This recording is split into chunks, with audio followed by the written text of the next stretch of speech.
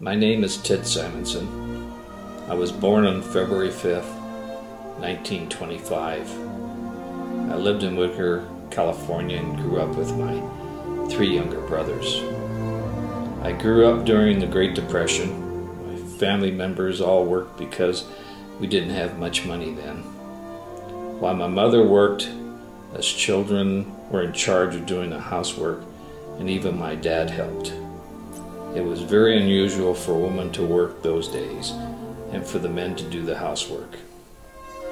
After graduating from high school, I worked as a longshoreman for a little while. Then I was drafted into the war.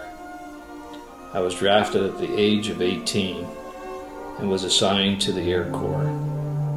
After going through basic training in Fort MacArthur and Camp Kearns, I was sent to Europe to enter combat in 1944, where we traveled around a lot, consistently looking for the enemy. I was in the Rainbow Division. My group was called the 42nd Infantry Regiment. The only job we had was to go in and win this war.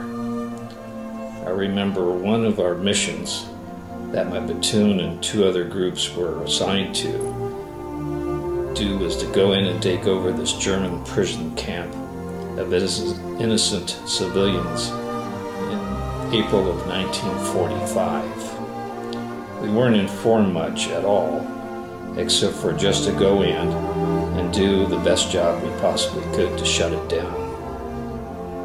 We didn't even really have much of an idea about what was taking place in the camp until we got there. Come to find out, it was Dachau outside of Munich, which was Hitler's first concentration camp. There is one specified day that has haunted me ever since I can remember. We were going in to clear a house located in the Rhine. I was the first to go in, followed by my platoon leader. We heard a rustle coming from inside. As we kept going further inside, we heard footsteps coming from the basement. We assumed it was the German soldiers, so I began firing my rifle into the darkness. Suddenly, a woman cries out, screaming and pleading for her life, with her two children on her side, grasping them very tightly. She kept repeating over and over again in German, "Please, please don't kill my children." The woman was only about the age of 23 and very two young children. I saw such fear and horror in their eyes. The only thing I could keep thinking about was the fact that I could have killed them. I could have killed these poor innocent people.